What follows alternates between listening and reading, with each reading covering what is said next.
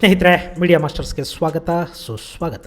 ಗೆಳೆಯರೆ, ಈ ಜಗತ್ತು ಅದೆಷ್ಟೋ ರಾಕ್ಷಸರನ್ನ ಕಂಡಿದೆ. ತಮ್ಮ ಹಿತಾಸಕ್ತಿಗಾಗಿ, ಅಧಿಕಾರ ಲಾಲಸೆಗಾಗಿ, ಹುಚ್ಚು ಕಲ್ಪನೆಗಳನ್ನು ಜಾರಿಗೆ ತರೋದಕ್ಕಾಗಿ ಕೋಟ್ಯಂತರ ಮಂದಿಯನ್ನು ಕೊಂದ ಎಷ್ಟೋ ನರರೂಪ ರಕ್ಕಸರು ತೆರೆಮರೆಗೆ ಸರಿದು ಹೋಗಿದ್ದಾರೆ. ಕೆಲವರು ಸಾಮ್ರಾಟರಾಗಿ ಜನರನ್ನು ಕಾಡಿದರೆ, ಮತ್ತೆ ಕೆಲವರು ಸಾಮಾನ್ಯರಲ್ಲಿ ಸಾಮಾನ್ಯರಾಗಿ ಜನಿಸಿ ತಮ್ಮದೇ ತಂತ್ರಗಾರಿಕೆಯ ಮೂಲಕ ಅಧಿಕಾರವನ್ನು ಹಿಡಿದು ಕಡೆಗೆ ಜನಪೀಡಕರಾಗಿ ಬದಲಾಗಿದ್ದು ಇತಿಹಾಸದ ಪುಟಗಳಲ್ಲಿ ದಾಖಲಾಗಿದೆ. ಹಾಗಾದ್ರೆ ಈ ಜಗತ್ತು ಕಂಡ ಮಹಾಕ್ರೂರಿ ನಾಯಕರು ಯಾರು? ಅವರು ನಡೆಸಿದ ಕ್ರೌರ್ಯ ಹೇಗಿತ್ತು? ಅದರಿಂದ ಆದ ಸಮಸ್ಯೆಗಳೇನು ಅನ್ನೋದ್ರ ಬಗ್ಗೆ ಒಂದಷ್ಟು ಮಾಹಿತಿಯನ್ನು ಇಲ್ಲಿ ನೋಡೋ ಪ್ರಯತ್ನ ಮಾಡೋಣ.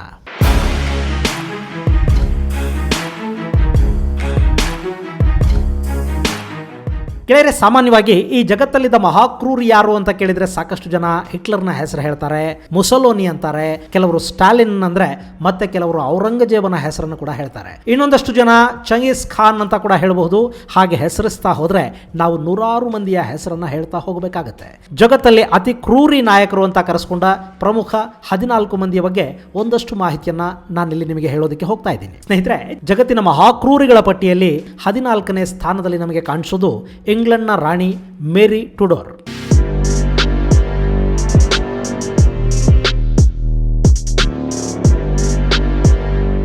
ಅರೆ, ಇದೇನಿದು ನರರೂಪ ರಕ್ಕಸರ ಕಥೆಯನ್ನ ಹೇಳ್ತಾ ಇದ್ಯಾವುದೋ ರಾಣಿ ಕಥೆ ಹೇಳ್ತಾ ಇದ್ದೀನಿ ಅಂತ ಅಂದ್ಕೊಳ್ಳೋದಿಕ್ ಹೋಗಬೇಡಿ.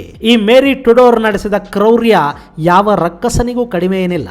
1553ರಿಂದ 1558ರವರೆಗೆ ಇಂಗ್ಲೆಂಡ್ ಮತ್ತು ಐರ್ಲೆಂಡ್ನ ರಾಣಿಯಾಗಿ ಮೆರೆದಾಡಿದ್ದ ಈಕೆ ಅವತ್ತಿಗೆ ಪ್ರೊಟೆಸ್ಟೆಂಟ್ ಚರ್ಚುಗಳ ಮೇಲೆ ಮುರುಕೊಂಡು ಬಿದ್ದಿದ್ಲು. ಚರ್ಚುಗಳಿಗೆ ಸಂಬಂಧಿಸಿದ ಆಸ್ತಿಗಳನ್ನ ಮರುವಶಕ್ಕೆ ಪಡೆಯುವ ಪ್ರಯತ್ನ ಮಾಡಿದ್ಲು. ವಿವಾಹಿತ ಪಾದ್ರಿಗಳಿಗಿದ್ದ ಎಲ್ಲ ಹಕ್ಕುಗಳನ್ನು ಕಿತ್ಕೊಂಡ್ಲು. ಆಗ ಅದಕ್ಕೆ ವಿರೋಧ ವ್ಯಕ್ತಪಡಿಸಿದ್ದ ಜನರನ್ನ ಯಾವುದೇ ಕರುಣೆ, ದಯೆ ಏನೂ ಇಲ್ಲದೆ ಬೆಂಕಿಗೆ ಹಾಕಿ ಸುಡಿಸಿಬಿಟ್ಟಿದ್ಲು. ಆಕೆಯ ಕ್ರೌರ್ಯಕ್ಕಲ್ಲಿ ಸಹಸ್ರಾರು ಜನ ಬಲಿಯಾಗಿದ್ರು. ಹೀಗಾಗಿನೇ ಈ ಮೇರಿಯನ್ನ ಬ್ಲಡಿ ಮೇರಿ ಅಂತ ಅಲ್ಲಿನ ಜನ ಗುರುತಿಸ್ತಾ ಇದ್ರು. ಆಕೆ ಜನರನ್ನ ಬೆಂಕಿಗೆ ಹಾಕಿ ಸುಡಿಸಿದ್ದ ಕಾರಣಕ್ಕಾಗಿನೇ ಜಗತ್ತಿನ ಅತಿ ಕ್ರೂರ ವ್ಯಕ್ತಿಗಳ ಪೈಕಿ ಈ ಮೇರಿಗೆ ಕೂಡ ಒಂದು ಸ್ಥಾನ ಸಿಕ್ಕಿದೆ. ಇನ್ನು ಮೇರಿಯ ನಂತರ ಕಾಣಿಸುವ ಅತಿ ಕ್ರೂರ ನಾಯಕ ಮುಅಮ್ಮರ್ ಗಡಾಫಿ. ಲಿಬಿಯಾದ ಈ ಸರ್ವಾಧಿಕಾರಿ ತನ್ನ ವಿಚಿತ್ರ ವರ್ತನೆಗಳಿಂದ ಜಗತ್ತಿನ ಗಮನವನ್ನು ಸೆಳೆದಿದ್ದ. ಲಿಬಿಯಾದಲ್ಲಿ ಒಂದಷ್ಟು ದಿನಗಳ ಕಾಲ ಉತ್ತಮ ಆಡಳಿತವನ್ನು ಕೊಟ್ಟ ಗಡಾಫಿ ಆ ನಂತರ ಸರ್ವಾಧಿಕಾರಿಯಾಗಿ ಬದಲಾದ. ಅವನನ್ನು ವಿರೋಧಿಸುವವರನ್ನ ಹೇಳ ಹೆಸರಿಲ್ಲದಂತೆ ಮಾಡಲಾಗ್ತಾ ಇತ್ತು. ಹೀಗೆ ಸಾವನ್ನಪ್ಪಿದವರು ಅಸಂಖ್ಯಾತ ಜನ ಅಂತ ಹೇಳ್ತಾರೆ. 1977ರಲ್ಲಿ ಅಧಿಕಾರಕ್ಕೇರಿದ್ದ ಗಡಾಫಿ 2011ರವರೆಗೆ ಅಧಿಕಾರವನ್ನು ನಡೆಸಿದ. ಕಡೆಗೆ ಲಿಬಿಯಾದಲ್ಲಿ ಗಡಾಫಿ ವಿರುದ್ಧ ಜನಾಕ್ರೋಶ ಹೆಚ್ಚಾಗಿ ಆತನ ವಿರೋಧಿ ಪಡೆ ಆತನನ್ನು ಕೊಂದು ಹಾಕ್ತು. ಈ ಗಡಾಫಿಯ ಬಗ್ಗೆ ಈಗಾಗಲೇ ಸಂಪೂರ್ಣ ಮಾಹಿತಿಯನ್ನೊಳಗೊಂಡ ವಿಡಿಯೋ ಒಂದನ್ನು ಮಾಡಿರೋದ್ರಿಂದ ಆ ವಿಡಿಯೋ ಲಿಂಕ್ ಅನ್ನು ಡಿಸ್ಕ್ರಿಪ್ಷನ್ ಬಾಕ್ಸ್ ಅಲ್ಲಿ ಕೊಡ್ತಾ ಇದ್ದೀನಿ, ನೀವು ಅದನ್ನು ನೋಡಬಹುದು. ಹಾಗೆ ಈ ಗಡಾಫಿಯ ನಂತರ ಸ್ಲೋಬೋದನ್ ಮಿಲೋಸೆವಿಚ್ ಕಾಣಿಸ್ತಾನೆ. ಯುಗೋಸ್ಲೋವಿಯಾ ಹಾಗೂ ಸರ್ಬಿಯಾದ ಅಧ್ಯಕ್ಷನಾಗಿ ಕಾರ್ಯನಿರ್ವಹಿಸಿದ್ದ ಈ ಮಿಲೋಸೆವಿಚ್ ಅಧಿಕಾರದಲ್ಲಿದ್ದಾಗಲೇ ಅಂತಾರಾಷ್ಟ್ರೀಯ ನ್ಯಾಯಾಲಯದಲ್ಲಿ ಆರೋಪಿ ಅನ್ನಿಸಿಕೊಂಡ ಮೊಟ್ಟ ಮೊದಲ ನಾಯಕ ಅನ್ನೋ ಕುಖ್ಯಾತಿಗೆ ಗುರಿಯಾದ. ತನ್ನ ಆಡಳಿತಾವಧಿಯಲ್ಲಿ ತನ್ನ ವಿರೋಧಿಗಳು ಸೇರಿದ ಹಾಗೆ ಸುಮಾರು 8,000 ಜನರ ಸಾವಿಗೆ ಈ ಮಿಲೋಸೆವಿಚ್ ಕಾರಣ ಆಗಿದ್ದ. ಬೋಸ್ನಿಯಾದಲ್ಲಿನ ಯುದ್ಧ, ಕ್ರೊವೇಷಿಯಾದ ಸ್ವಾತಂತ್ರ್ಯ ಯುದ್ಧ ಸೇರಿದ ಹಾಗೆ ಯುರೋಪ್ನ ನಾನಾ ಭಾಗದಲ್ಲಿ ನಡೆದ ಹಿಂಸಾಚಾರದಲ್ಲಿ ಈ ಮಿಲೋಸೆವಿಚ್ ಭಾಗಿಯಾಗಿದ್ದ. ಆನಂತರ ಅವನ ವಿಚಾರಣೆಯನ್ನು ಕೂಡ ಮಾಡಲಾಯಿತು. 5 ವರ್ಷಗಳ ಕಾಲ ತನ್ನ ಕೇಸನ್ನು ತಾನೇ ವಾದಿಸಿಕೊಂಡ ಮಿಲೋಸೆವಿಚ್ ಕಡೆಗೆ ಟ್ರಯಲ್ ನಡೀತಿದ್ದ ಸಂದರ್ಭದಲ್ಲೇ ಹೇಗ್ನ ಜೈಲಲ್ಲಿ ಹೃದಯಾಘಾತಕ್ಕೆ ಒಳಗಾಗಿ ಸಾವನ್ನಪ್ಪಿದ್ದ. ಅಲ್ಲಿಗೆ ಮಿಲೋಸೆವಿಚ್ ಅನ್ನೋ ನಾಯಕನ ಅಂತ್ಯವಾಯ್ತಾದರೂ ಕೂಡ 8,000 ಮಂದಿಯ ಸಾವಿಗೆ ಕಾರಣನಾದ ಮಿಲೋಸೆವಿಚ್ ಮಾತ್ರ ಜಗತ್ತಿನ ಇತಿಹಾಸದಲ್ಲಿ ನರರೂಪ ರಕ್ಕಸ ಅನ್ನೋ ಪಟ್ಟವನ್ನು ಕಟ್ಕೊಂಡ.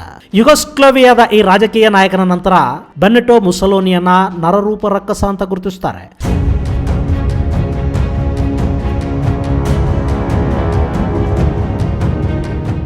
ಮುಸೋಲಿನಿ ಹಿಟ್ಲರ್ನ ಜೊತೆ ಸೇರಿ 2ನೇ ಮಹಾಯುದ್ಧಕ್ಕೆ ಕಾರಣನಾಗಿದ್ದ.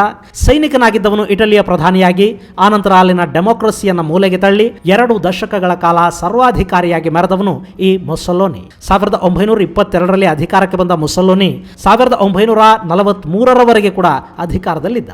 ಆದರೆ 2ನೇ ಮಹಾಯುದ್ಧದ ಸಮಯದಲ್ಲಿ ಸಿಸಿಲಿಯನ್ನ ಸೋತ ನಂತರ ಇಟಲಿಯ ಫ್ಯಾಸಿಸ್ಟ್ ಪಕ್ಷದ ಬೆಂಬಲ ಮುಸೋಲಿನಿಗೆ ಇಲ್ಲವಾಯಿತು. ಹಾಗಾಗಿ ಅವನನ್ನ 1943ರಲ್ಲಿ ಪದಚ್ಯುತಗೊಳಿಸಲಾಯಿತು. ಇಲ್ಲಿ ಹಿಟ್ಲರ್ ಮತ್ತು ಮುಸೋಲಿನಿಯನ್ನ ತಕ್ಕಡಿಗೆ ಹಾಕಿ ತೂಗಿದ್ರೆ ಹಿಟ್ಲರ್ಗಿಂತ ಒಂದು ಗುಲ್ಲಗಂಜಿಯಷ್ಟು ಕಡಿಮೆ ದುಷ್ಟ ಈ ಮುಸೋಲಿನಿ. ಹಾಗೆ ನೋಡಿದರೆ ಇವನು ಕೂಡ ರೇಸಿಸಮ್ ಅನ್ನ ಪೋಷಣೆ ಮಾಡ್ದ. ಆ ಕಾರಣದಿಂದಲೇ ಇಟಲಿಯಲ್ಲಿ ಮಹಾಮಾರಣ ಹೋಮವನ್ನೇ ನಡೆಸಿದ್ದ. ಹಾಗೆಯೇ ಎರಡನೇ ಮಹಾಯುದ್ಧದಲ್ಲಿ ಕೋಟ್ಯಂತರ ಜನರ ಸಾವಿಗೆ ಕಾರಣ ಕೂಡ ಆದ. ಹೀಗಾಗಿನೇ ಜಗತ್ತಿನ ಮಹಾರಕ್ಕಸರ ಪೈಕಿ ಮುಸೊಲಿನಿಗೆ ಕೂಡ ಒಂದು ಸ್ಥಾನ ಸಿಕ್ಕಿದೆ. ಮುಸೊಲಿನಿಯ ನಂತರ ಅಟೋಮನ್ ಸಾಮ್ರಾಜ್ಯದ ಮಿನಿಸ್ಟರ್ ಆಫ್ ವಾರ್ ಅಂತಲೇ ಪ್ರಸಿದ್ಧಿಯನ್ನು ಪಡೆದಿದ್ದ ಇಸ್ಮಾಯಿಲ್ ಅನ್ವರ್ ಪಾಷಾ ಕಾಣಿಸ್ತಾನೆ. ಇವನ ಕಾರಣದಿಂದ ಸಾವನ್ನಪ್ಪಿರೋರ ಸಂಖ್ಯೆಯನ್ನು ಕೇಳಿದ್ರೆ ನಿಜಕ್ಕೂ ನೀವು ಬೆಚ್ಚಿ ಬೀಳ್ತೀರಿ. ಯಾಕೆಂದ್ರೆ ಅನ್ವರ್ ಪಾಷಾ 8 ಲಕ್ಷದಷ್ಟು ಆರ್ಮೇನಿಯನ್ನರನ್ನ, 3 ಲಕ್ಷದಷ್ಟು ಅಸಿರಿಯನ್ನರನ್ನ, ಹಾಗೆ 7.5 ಲಕ್ಷದಷ್ಟು ಗ್ರೀಕರನ್ನ ಕೊಂದ ಆರೋಪಕ್ಕೆ ಗುರಿಯಾದ. ಅವನ ಅಕೌಂಟಲ್ಲಿ ಒಟ್ಟು 1.8 ಮಿಲಿಯನ್ ಅಂದ್ರೆ 18 ಲಕ್ಷದಷ್ಟು ಜನರನ್ನ ಕೊಂದ ದಾಖಲೆ ಸೇರ್ಕೊಂಡಿದೆ. ಹೀಗಾಗಿನೇ ಇವನನ್ನು ಕೂಡ ನರರೂಪ ರಕ್ಕಸ ಅಂತ ಕರೆಯಲಾಗುತ್ತೆ. ಅನ್ವರ್ ಪಾಷಾನ ನಂತರ ಇದಿ ಅಮೀನ್ ದಾದಾನ ಚರಿತ್ರೆ ಹೊರಬೀಳುತ್ತೆ. ಉಗಾಂಡಾದ ಈ ಸೇನಾಧಿಕಾರಿ ಸರ್ವಾಧಿಕಾರಿಯಾಗಿ ಬದಲಾಗಿ 3 ಲಕ್ಷ ಜನರ ಸಾವಿಗೆ ಕಾರಣ ಆಗಿಬಿಟ್ಟ. ಹಾಗೇನೆ ಸುಮಾರು 70,000 ಮಂದಿಯನ್ನ ದೇಶಭ್ರಷ್ಟನನ್ನಾಗಿ ಮಾಡಿದ. ಕೇವಲ 8 ವರ್ಷಗಳ ಆಳ್ವಿಕೆಯಲ್ಲಿ ಉಗಾಂಡಾದ ಆರ್ಥಿಕತೆಯನ್ನ ನೆಲ ಕಚ್ಚಿದ್ದಲ್ಲದೆ ತನ್ನ ಹೇಯ ಕೃತ್ಯಗಳ ಮೂಲಕ ಆ ದೇಶಕ್ಕೆ ಕಂಟಕವಾಗಿಬಿಟ್ಟ. ಇದಿ ಅಮೀನ್ ದಾದಾಗೆ ವಿಚಿತ್ರವಾದ ಬಯಕೆಗಳಿದ್ದು ಅವನು ವಿಚಿತ್ರವಾಗಿ ವರ್ತಿಸ್ತಾ ಇದ್ದ. ಆ ಸರ್ವಾಧಿಕಾರಿಯ ಬಗ್ಗೆ ಈ ಹಿಂದೆನೇ ವಿಡಿಯೋ ಮಾಡಿದ್ದೀನಿ, ಅದರ ಲಿಂಕ್ ಅನ್ನ ಡಿಸ್ಕ್ರಿಪ್ಷನ್ ಬಾಕ್ಸ್ ಅಲ್ಲಿ ನಿಮಗೆ ಕೊಡ್ತಾ ಇದ್ದೀನಿ, ನೀವು ಅದನ್ನು ನೋಡಬಹುದು. ಇನ್ನು ಇದಿ ಅಮೀನ್ ನಂತರ ನಾವು ಅಗಸ್ಟೋ ಪಿನಿಶೆಟ್ ನನ್ನು ನೋಡಬಹುದು. 1974ರಲ್ಲಿ ಚಿಲಿಯ ಮುಖ್ಯಸ್ಥನಾಗಿ ಕಾಣಿಸಿಕೊಂಡ ಅಗಸ್ಟೋ 3200 ಮಂದಿಯ ಸಾವಿಗೆ ಕಾರಣನಾದ ಆರೋಪವನ್ನು ಹೊರಬೇಕಾಯಿತು. ಅಷ್ಟೇ ಅಲ್ಲದೆ 38,000 ಮಂದಿಯನ್ನ ಟಾರ್ಚರ್ ಮಾಡಿದ ಆರೋಪದ ಜೊತೆಗೆ 16,000 ಜನರನ್ನ ವಿನಾಕಾರಣ ಜೈಲಿಗೆಟ್ಟಿದ್ದ ಆರೋಪ ಕೂಡ ಈ ಅಗಸ್ಟೋ ಮೇಲೆ ಕೇಳಿಬಂತು. 1973ರಲ್ಲಿ ಚಿಲಿ ಸೈನ್ಯದ ಕಮಾಂಡರ್ ಇನ್ ಚೀಫ್ ಆಗಿದ್ದ ಈ ಅಗಸ್ಟೋ ಸೇನಾ ಕ್ರಾಂತಿಯ ಮೂಲಕ ಚಿಲಿಯಲ್ಲಿ ಅಧಿಕಾರವನ್ನು ಹಿಡಿದ. ಆ ಬಳಿಕ 1974ರಲ್ಲಿ ಸಂಪೂರ್ಣ ಅಧಿಕಾರವನ್ನು ಕೈಗೆ ತಗೊಂಡ ಅಗಸ್ಟೋ ತನ್ನ ವಿರುದ್ಧ ದನಿ ಎತ್ತಿದ ಪತ್ರಕರ್ತರನ್ನ, ಸೋಷಿಯಲಿಸ್ಟರನ್ನ, ಕಮ್ಯುನಿಸ್ಟರನ್ನ, ಹೀಗೆ ಪ್ರತಿಯೊಬ್ಬರನ್ನು ಕೂಡ ದಯೆ ಅನ್ನೋದೇ ಇಲ್ಲದೆ ಕೊಲ್ಲಿಸಿಬಿಟ್ಟ. ತನ್ನ 17 ವರ್ಷದ ಆಡಳಿತಾವಧಿಯಲ್ಲಿ ಅಗಸ್ಟೋ ನಡೆಸಿದ ಕ್ರೌರ್ಯದ ಕಾರಣದಿಂದ ಅವನನ್ನ ಜಗತ್ತಿನ ಅತಿಕ್ರೂರ ನಾಯಕರ ಪಟ್ಟಿಗೆ ಸೇರಿಸಲಾಗಿದೆ. ಇವನ ನಂತರ ಬೈಬಲ್ ಅಲ್ಲಿ ಉಲ್ಲೇಖಗೊಂಡಿರುವ ರಾಜ ಹೆರೋಡ್ನ ವಿಚಾರ ಕಾಣಿಸಿಕೊಳ್ಳುತ್ತೆ.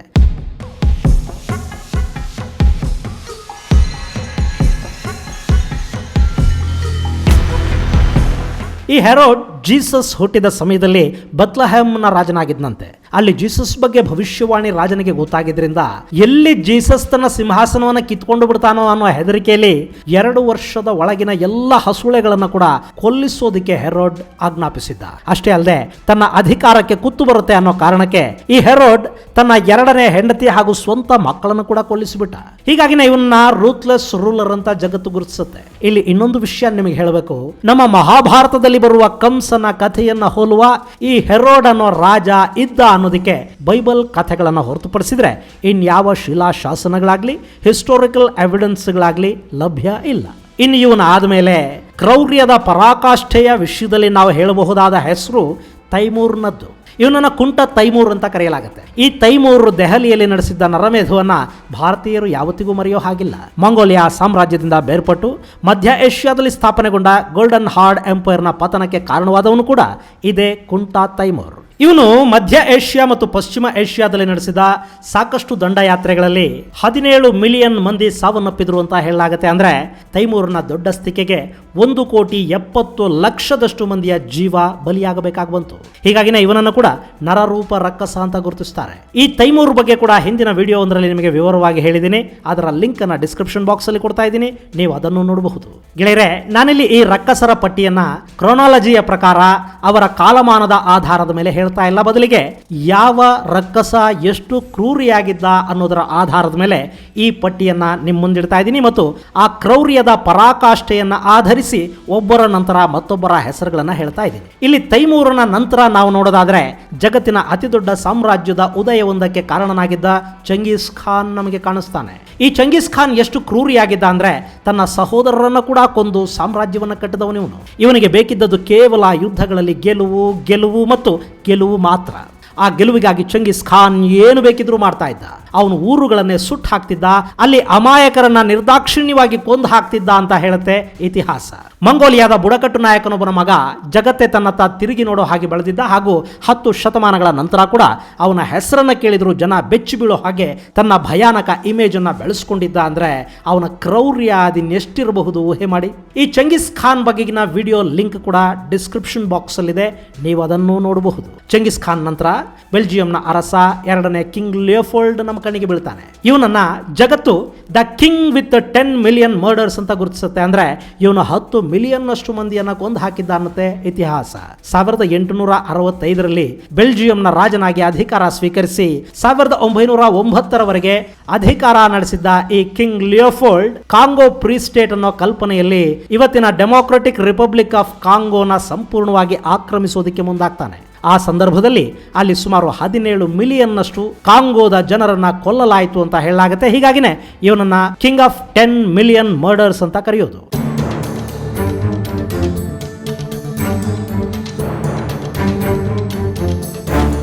ಈ ಲಿಯೋಪೋಲ್ಡ್ನ ನಂತರ ರಷ್ಯಾದ ಜೋಸೆಫ್ ಸ್ಟಾಲಿನ್ ನಮ್ಮ ಕಣ್ಣಿಗೆ ಬೀಳ್ತಾನೆ. ಅವನು ತನ್ನ ಆಡಳಿತಾವಧಿಯಲ್ಲಿ ಸುಮಾರು 3ರಿಂದ 20 ಮಿಲಿಯನ್ ನಷ್ಟು ಜನರ ಸಾವಿಗೆ ಕಾರಣನಾಗಿದ್ದ ಅಂತ ಹೇಳಲಾಗುತ್ತೆ. ಜಾಗತಿಕ ನರರೂಪ ರಕ್ಕಸರ ಪಟ್ಟಿಯನ್ನ ಜೋಸೆಫ್ ಸ್ಟಾಲಿನ್ ಇಲ್ಲದೆ ಎಂಡ್ ಮಾಡೋದಕ್ಕೆ ಸಾಧ್ಯನೇ ಆಗೋದಿಲ್ಲ ಅನ್ನೋಷ್ಟು ಕ್ರೌರ್ಯ ಈ ಸ್ಟಾಲಿನ್ ನಲ್ಲಿತ್ತು. ಹಾಗೆ ನೋಡಿದ್ರೆ ಲೆನಿನ್ ಕೂಡ ರಕ್ತಕ್ರಾಂತಿಯ ಮೂಲಕವೇ ಅಧಿಕಾರಕ್ಕೆ ಬಂದಿದ್ದು.